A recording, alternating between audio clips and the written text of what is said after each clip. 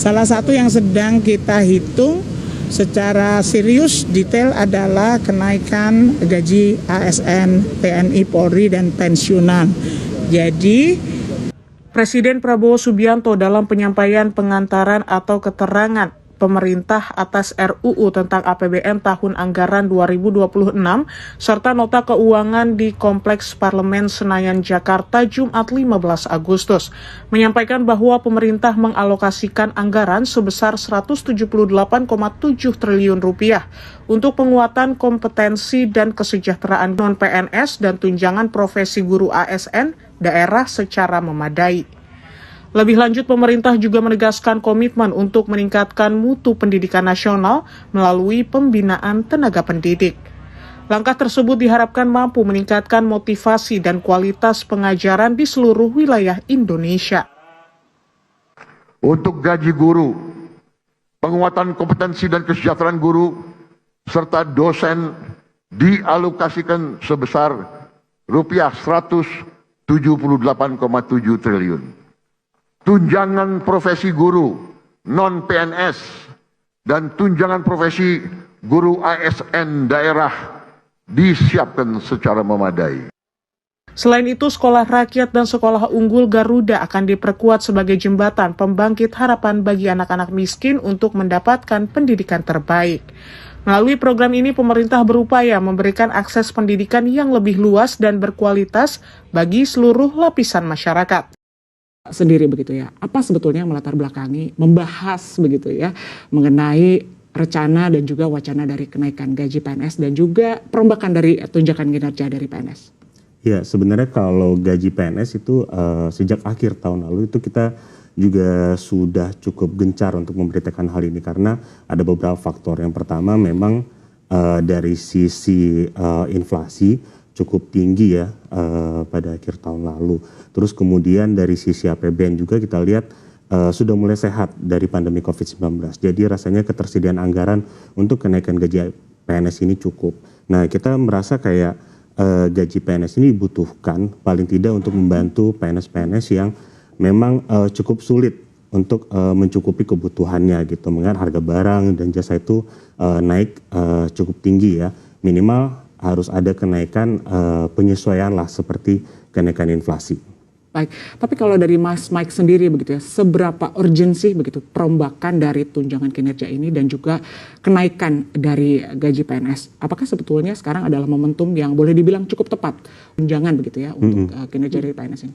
Iya, gaji dan tunjangan kinerja itu sebenarnya satu kesatuan lah kalau untuk dibilang mengenai perombakannya ya, karena ketika gaji itu cukup gitu, sementara tunjangan kinerjanya berbeda antara satu instansi dan satu instansi yang lain, itu kan menjadi beban tersendiri buat para PNS gitu kan. Nah, di sini kalau dilihat tunjangan kinerja kenapa mesti harus dilakukan perombakan? Karena memang kalau sekarang itu kan diukur berdasarkan instansi ya.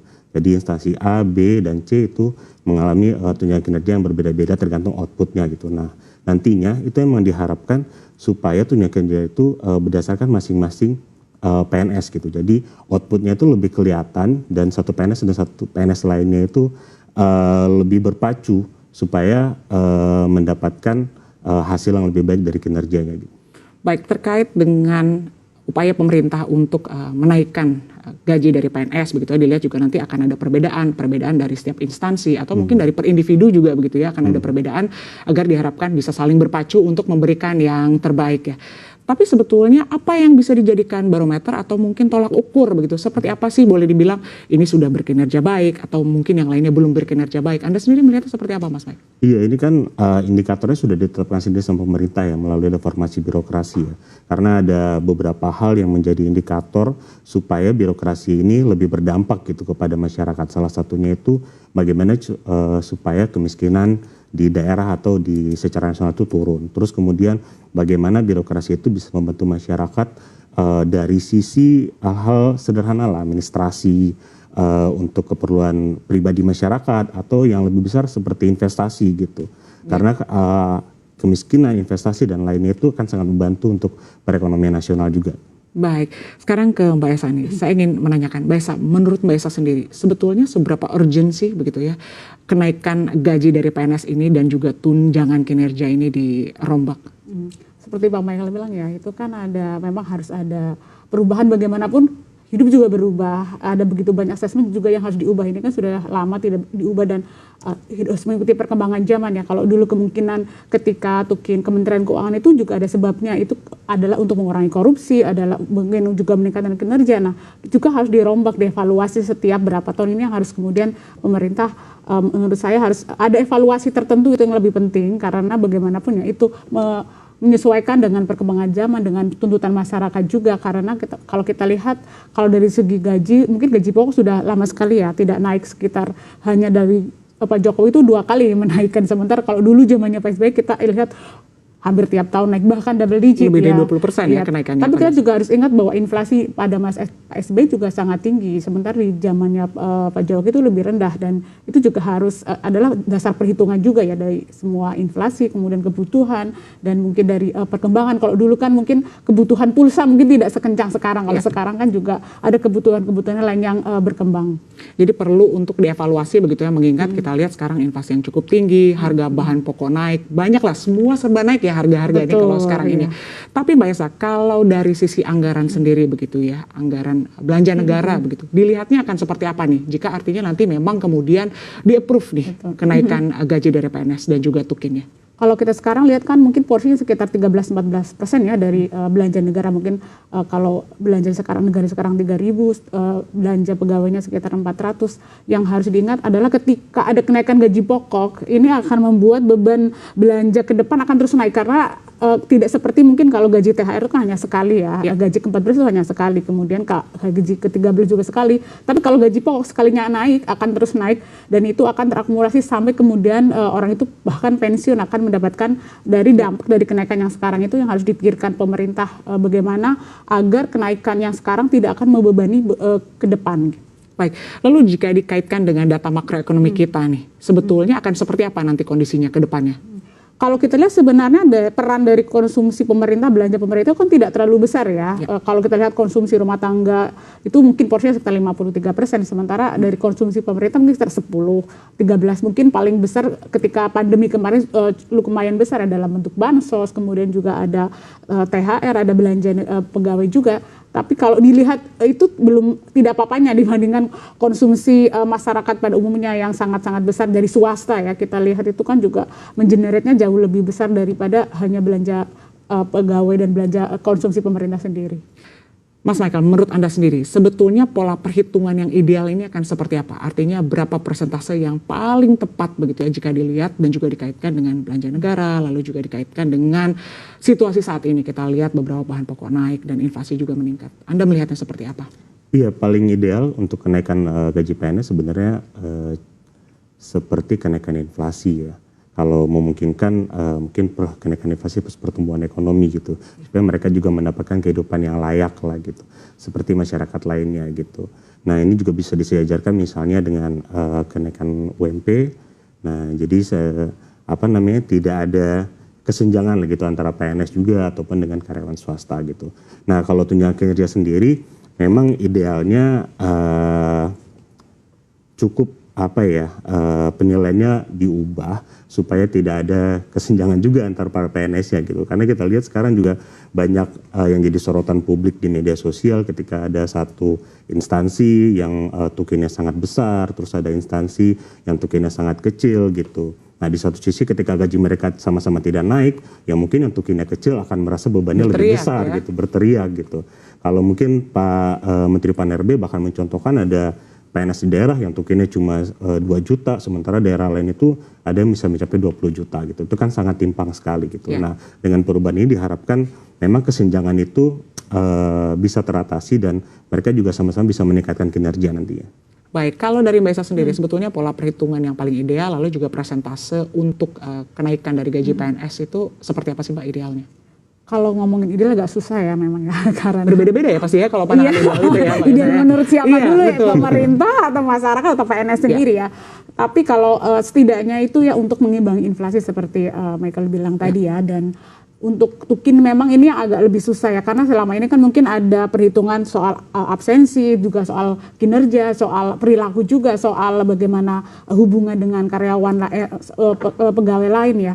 Mungkin yang salah satu perlu disorot ini menurut saya salah satunya adalah soal absensi. Seberapa besar sih pentingnya urgensinya absensi buat pegawai negeri, karena bisa jadi absensi itu jangan-jangan hanya formalitas saja ya. Bisa jadi mungkin datang jam 9 habis itu pergi kemana, itu kan yang penting sudah absen, saya mau kemana. Ini yang seharusnya harus dievaluasi lagi, seberapa penting sih penilaian ini, karena bagaimanapun jangan sampai kemudian kalau Tukinya sudah naik, masyarakat yang membayar pajaknya tidak merasakan dampak positif dari hal itu ya. Mungkin Tukinya sudah naik tapi tetap aja kalau kita dari sisi pelayanan tidak juga berkembang dengan baik, itu akan membuat mungkin masyarakat akan sedikit tidak sepakat dengan hal itu ya. Dan kalau Tukin itu jangan sampai juga menimbulkan kayak terkotak-kotak PNS Sultan ya, mungkin yang kita nggak tahu ada nih PNS Sultan, Kementerian Sultan, Pemda Sultan.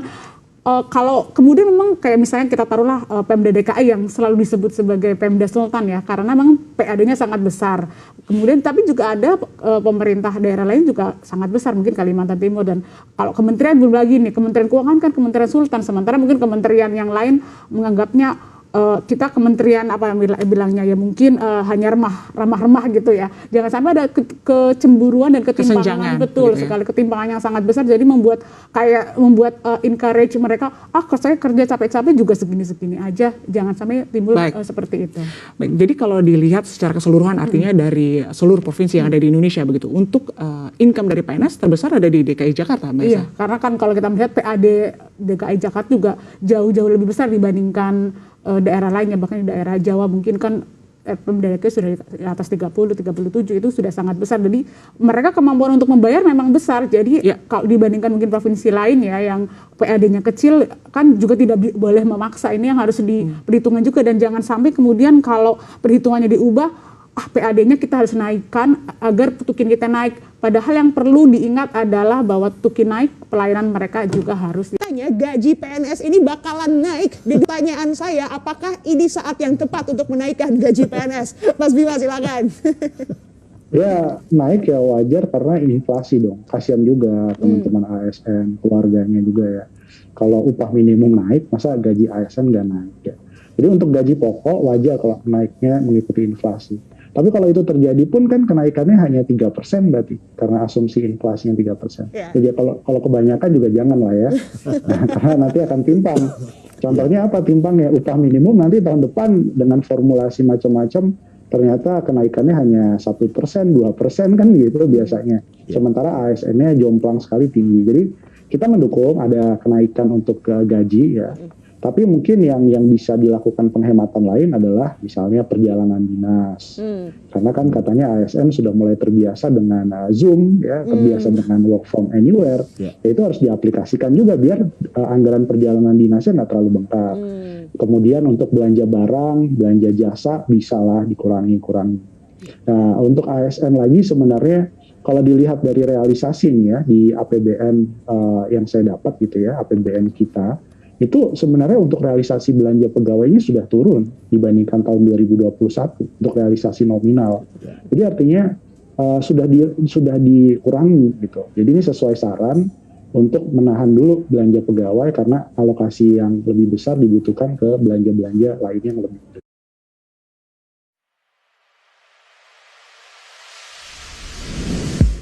Tapi tadi intinya adalah boleh dong naik dong ya, boleh. Tapi hanya untuk menghindari dari gerusan inflasi.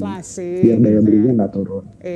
Jadi nggak signifikan amat gitu. Tapi pertanyaannya sekarang masih banyak yang mau jadi ASN kalau nanti udah pindah ke ibu kota baru. Itu tanya ke Pak Made itu. Coba Pak Made, gimana Pak Made? Gajinya naik tapi pada malas pindah ke sana. Gimana dong? Ya memang ya itu kan nanti seiring waktu pasti semua orang akan menyadari gitu ya. Nah terkait kenaikan gaji memang ini isu yang paling sensitif belakangan ini, termasuk juga di beberapa acara Pak Jokowi ditanya gitu ya, terutama pensiunannya TNI, Polri, kenapa tidak dinaikkan. Nah kalau kami sendiri di Kementerian Keuangan terus terang saat menyusun RAPBN ini belum menghitung kalau itu akan menjadi kebijakan baru untuk menaikkan gaji pokok gitu ya. Nah, dan ini terus kita lakukan exercise, terutama dampaknya seperti apa. Karena mungkin kita juga harus pahami kalau gaji PNS aktif itu naik, dia dampaknya langsung juga pada ke penerima pensiunan. Nggak cuma PNS-nya Ya, aja, tapi pensiunannya karena juga. pensiunan itu akan menerima manfaat pensiun, dia mengacu kepada gaji pokoknya PNS. Jadi dihitung prosentasenya dari gaji yang berlaku di PNS aktif. Nah, makanya ini kita coba lakukan exercise dengan baik. Selain juga kita melihat tadi unsur ketidakpastian ini kan masih ada nih di 2023. Kita belum berani menganggap katakan pandemi sudah pasti akan tidak muncul lagi.